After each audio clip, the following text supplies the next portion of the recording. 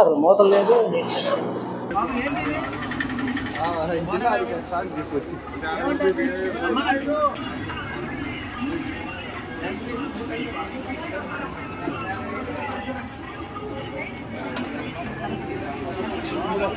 పారిపోతున్నా, అర్థమైందా? తింటే ప్రమాదం. పోయి మొత్తం పోసాయి. ఎట్టి పరిస్థితుల్లో రంగులు వేస్తే రంగు డబ్బాలు ఎక్కడ ఉన్నాయి చూడమ్మా. రంగు డబ్బాలు ఎప్పుడు ఏమాగడాల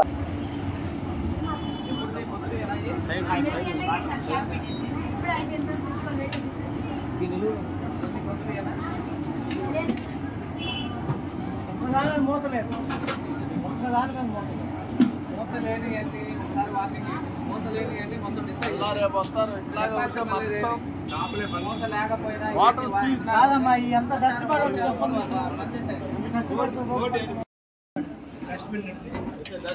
సార్ నేను తీస్తాను కదండి. మీరు తీయకూడదు. ఈ కలర్ అండి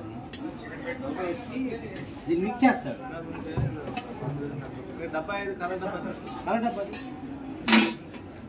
అది అమ్మ ఊరి ఏది బాబు?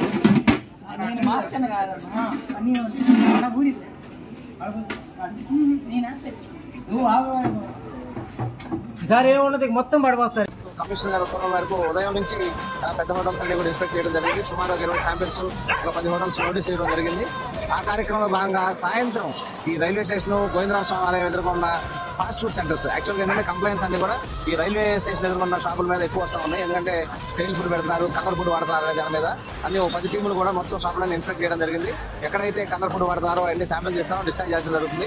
వాళ్ళందరూ శానిటైజింగ్ కండిషన్ మీద నోటీస్ ఇచ్చాం. వీళ్ళందరి మీద కూడా క్రిమినల్ చర్యలు తీసుకోవడం జరుగుతుంది. తర్వాత వీళ్ళకి హెచ్చరించేది ఏంటంటే ఒక సందులో మాత్రం వరుస షాపులు ఉన్నాయి, అక్కడ కనీసం వసతులు లేవు.